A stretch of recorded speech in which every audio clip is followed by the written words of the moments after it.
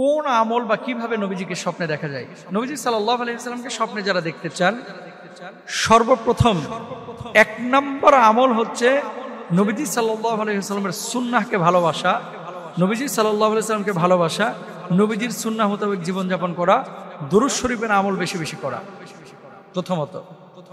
আচ্ছা, 2-3 বছর আগে আমার কাছে একজন ফোন করেছিল, সম্ভবত টেলিভিশন লাইভে, হুজুর নবীকে তো স্বপ্নে দেখে এলাইছি।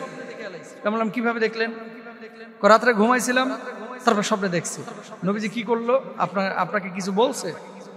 না, নবীজি আমার দিকে তাকায় ছিল। আপনি নবীজির দিকে তাকান নাই? দেখলাম খালি ফেলে ফেলে আমার দিকে তাকায় রয়েছে। আপনার কোনো কিছু বলে নাই? তার মানে কি? মানে বিষয়টা হচ্ছে নবীজি সাল্লাল্লাহু আলাইহি ওয়াসাল্লামকে দেখেছেন নাকি অন্য কাউকে দেখেছেন? নবীর আকৃতি শয়তান ধারণ করতে পারে না, নাউজুবিল্লাহ। নবীর আকৃতি শয়তান ধারণ করতে পারে না, কিন্তু শয়তান বুজুর্গের আকৃতি তো ধারণ করতে পারে, একটা হুজুরের আকৃতি ধারণ করতে পারে। আয়েশা বলল যে আমি হচ্ছে অমুক, আমি হচ্ছে ইমাম মাহদি, আমি হচ্ছে দাজ্জাল, আমি হচ্ছে নবী, এরকম তো বলতে পারে। এই জন্য আপনাকে আমাকে একটা জিনিস মাথায় রাখতে হবে, নবীজি সাল্লাল্লাহু আলাইহি সাল্লামকে দেখার আগে শামাইলে তিরমিজি থেকে গুগলে পাবেন নবীজির আকার আকৃতি কেমন ছিল, এই জিনিসটা ক্লিয়ার একটা ধারণা থাকা উচিত।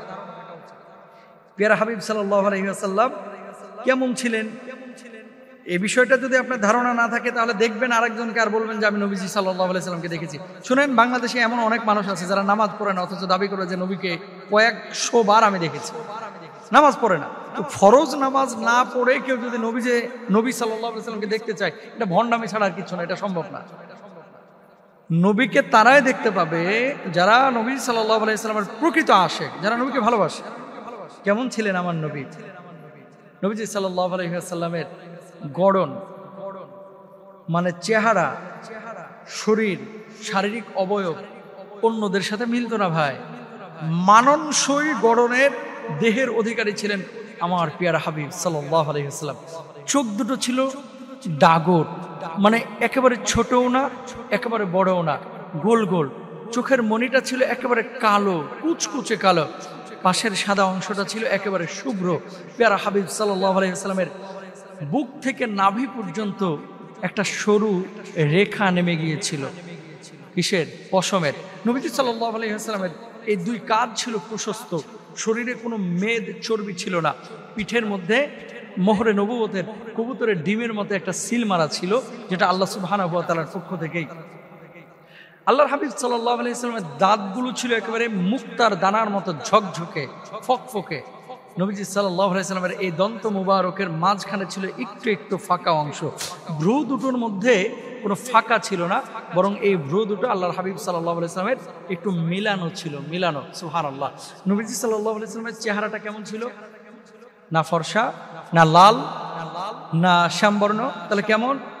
দুধে আলতা মিশাইলে যেরকম একটা কালার হয়, আল্লাহর হাবিব সাল্লাল্লাহু আলাইহি ওয়াসাল্লামের চেহারা ছিল এরকম দুধে আলতা মিলানো কালারের মতো। সুবহানাল্লাহ।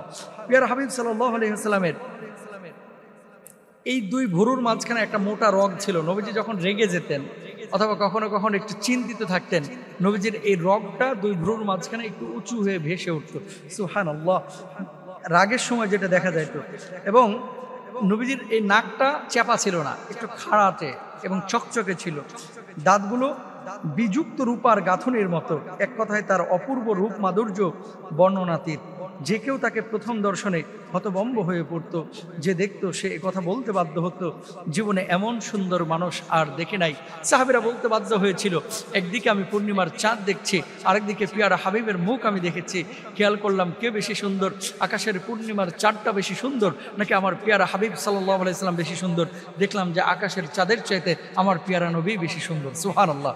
সুতরাং এই জিনিসগুলা আল্লাহর হাবিব সাল্লাল্লাহু আলাইহি ওয়াসাল্লামের এই গুণাগুণগুলো, চেহারার আকার আকৃতি, বর্ণনাগুলো, এগুলো যদি আপনার কোনো আইডিয়া না থাকে, ধারণা না থাকে, তাহলে আপনি কিভাবে বুঝবেন যে আপনি কাকে দেখেছেন? এজন্য এগুলো আমাদের খেয়াল করা উচিত। স্বপ্নে একজনকে দেখলেই এটা ধারণা করা যাবে না যে তিনি নবী, তিনি সাহাবী, তিনি ইমাম মাহদি, তিনি দাজ্জাল। সুতরাং নবীকে দেখার জন্য আপনারা যেটা করবেন, ফরজ আমলগুলো ঠিকমতো করবেন, সুন্নাহ আমলগুলো ঠিকমতো করবেন, নবীকে জীবনের চাইতে বেশি ভালোবাসবেন, নবীজি যেভাবে জীবনযাপন করতে বলেছেন সেভাবে করবেন, দুরূদ শরীফ বেশি বেশি করবেন, পবিত্র বিছানায় পবিত্র অবস্থায় ওযু করে ঘুমাবেন, রাত্রিকালীন সময়ে ডান কাত অবলম্বন করবেন এবং রাত্রিকালীন সময়ে বেশি রাত করবেন না, শেষ রাত্রে তাহাজ্জুদের নামাজের নিয়তে ঘুমাবেন। ইনশাআল্লাহ নবীজিকে স্বপ্নে একদিন না একদিন দেখবেন। আল্লাহ আমাদের তৌফিক দান করুন।